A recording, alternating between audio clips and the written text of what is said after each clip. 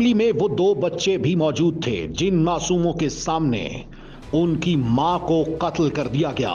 मां तड़पती रही और मदद मांगती रही, लेकिन उसके बावजूद उनकी कोई मदद न की गई और अब्दुल रहमान को जरा रहम न आया।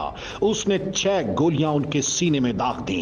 ये दो बच्चे ऐनी शाहिद हैं, ये छोटे छोटे मासूम बच्चे उस वक्त वहां पर मौजूद थे जब फायर किया गया। बेटा क्या नाम है? मेरा नाम ज़हरा, बड़ा प्यारा नाम है। क्या वाकया देखा आपने, क्या कौन आया था? इसका हस्बैंड आया था और मेरी मामा ने उसको कहा भी था शज़ेब ऐसे ना करना, मैंने तुम्हारे क्या शाज़ेब? बताया। जी उसको शाज़ेब भी बोलते थे? हाँ जी। अब्दुल रहमान उर्फ शाज़ेब। जी। अच्छा, और मेरी मामा ने उसको कहा भी था कि ना करो ना करो। मैंने कहा तुम्हारा बिगाड़ा है, मैंने भी कहा था और उसने भी कहा था। और कहता है जब उसने टांग मारी है ना दरवाजे को, और मेरी मामा को कहता है हाँ क्या चाहती है। दरवाज़ा उसने टांग मार के खोला है? जी अच्छा, आप उधर ही थे, सहम गए, डर गए आप? अच्छा, फिर पिस्टल निकाला उसने, जी फायर आपकी मम्मा को कर दिया? जी। आप उस वक्त वहीं पे थे, क्या कर रहे थे? हम नाश्ता करके हटे थे तो ना मामा बर्तन धो रही थी, ये अंदर नाश्ता करी थी तो ना ये और मैं खेल रहे थे बैठक में। और उस अचानक ही ज़ोर से दरवाज़ा खड़काया और मेरी मामा ना किचन से दौड़ के दरवाजे के पास आई हैं और मुझे कह रही थी कि ना तू पीछे हो जा पीछे हो जा। मामा दरवाज़ा खोलने लगी थी तो ना वो साइड पे लुका हुआ था। मामा दरवाज़ा खोलने लगी थी, मामा ने दरवाज़ा खोला, आगे कोई भी नहीं था। फिर आगे कोई भी नहीं था, मामा ना क्या कहते हैं दरवाज़ा बंद करने लगी थी, उसने टांग मार के फिर मामा को फायर मारी। टांग मार के फिर फायर मारा। ये मासूम बच्ची है, इसको वालदा के साय से यानी माँ के साय से महरूम कर दिया है। क्या उम्र क्या आपकी बेटा? मेरी 6 साल। 6 साल। कहाँ पढ़ती हो? जी कौन सी क्लास में? 1 क्लास। 1 क्लास में। इसकी मदर है, ये बहन है मुस्कान की छोटी। और आप ये देखें कि उसने ये भी नहीं देखा कि ये मासूम बच्चे जो हैं वो अपनी माँ के बगैर कैसे गुजारा करेंगे। सारी कहानी ये बच्ची बता रही है। आप भी बेटा यहीं पे थे?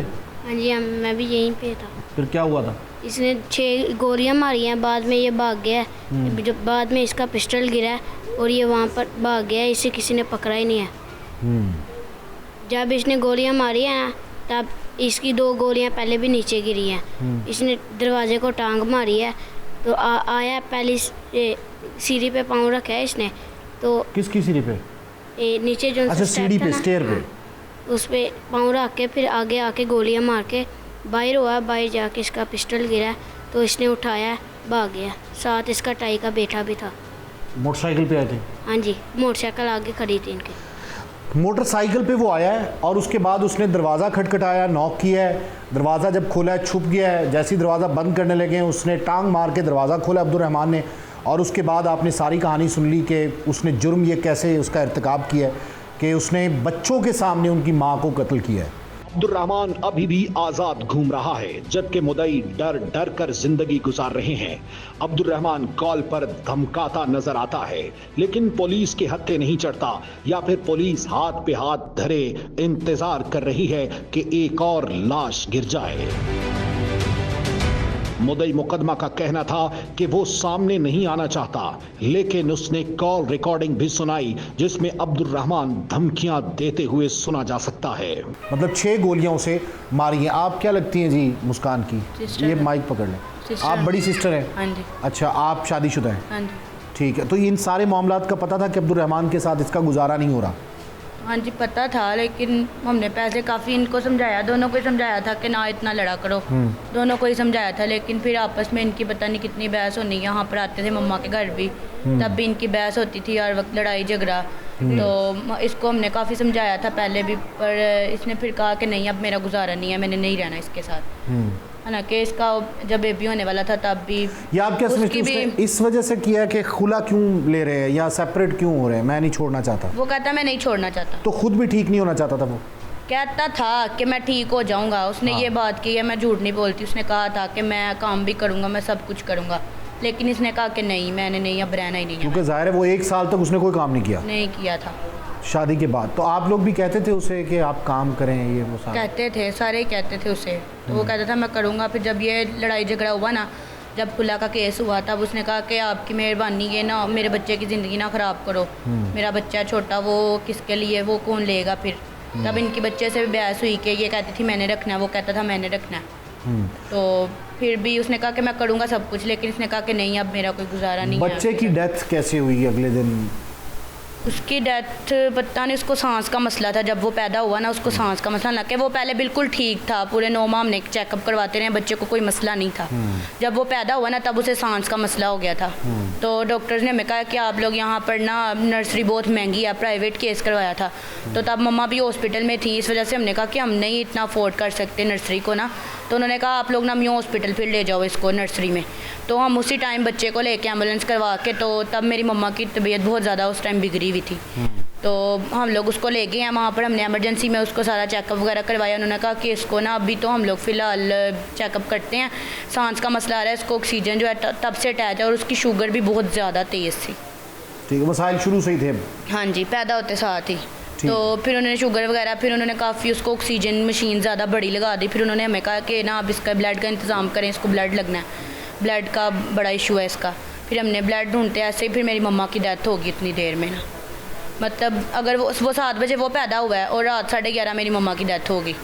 तो हम लोग उस तरफ हो गए, बच्चे को हमने वहाँ पर नर्सरी में सब करवाया, एडमिट वगैरह करवा के सारे, उसके साथ मेरी फुप्पो वगैरह थी, वो सब थे। नहीं, मौके पे नहीं हुई, हॉस्पिटल लेके गए थे। Mu hospital. हाँ जी, उन्होंने सारा ट्रीटमेंट किया था उन्होंने, लेकिन उन्होंने हमें ये भी कहा था कि ये अब खतरे से बाहर हैं। कह दिया था खतरे से बाहर हैं। फिर उसके प्रॉपर ऑपरेशन भी हो गया? हाँ, ऑपरेशन हुआ था, लेकिन गोलियां जो थी वो टांगों में जो थी वो उन्होंने निकालनी थी, और जो गर्दन वाली एक गोली थी और जो सीने पे लगी थी वो उन्होंने कहा कि हम निकाल नहीं सकते, क्योंकि एक तो गोली टूट गई हैं अंदर, गोलियां बिल्कुल ना छोटी छोटी हो गई हैं। तो वो 6 गोलियां लगी थी। एक गर्दन पे लगी थी और 3 यहाँ सीने पे लगी थी, दिल वाली साइड पे, और 2 टांगों में। 6 गोलियां लगी थी।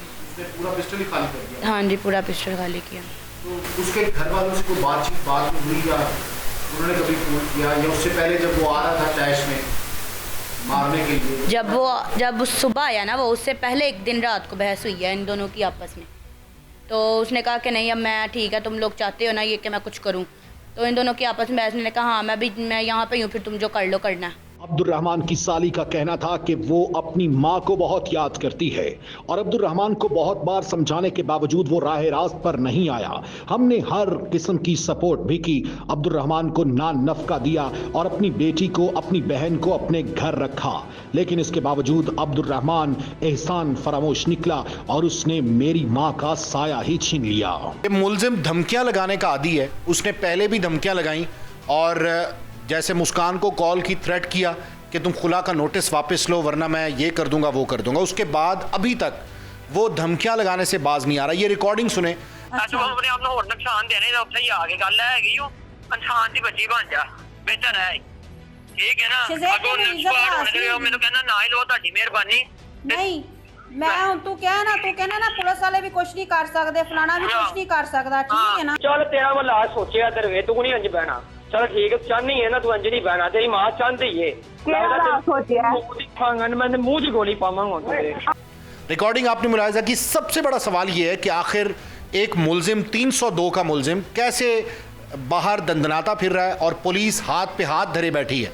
जमानत कैंसिल होने के बावजूद अभी तक उसको गिरफ्त में नहीं ले सकी पुलिस स्टेशन चलते हैं और वहां से जानते हैं कि आखिर पुलिस किस तरीके कार पे अमल पैरा है कि अभी तक मुलजिम जो है वो पकड़ा नहीं गया।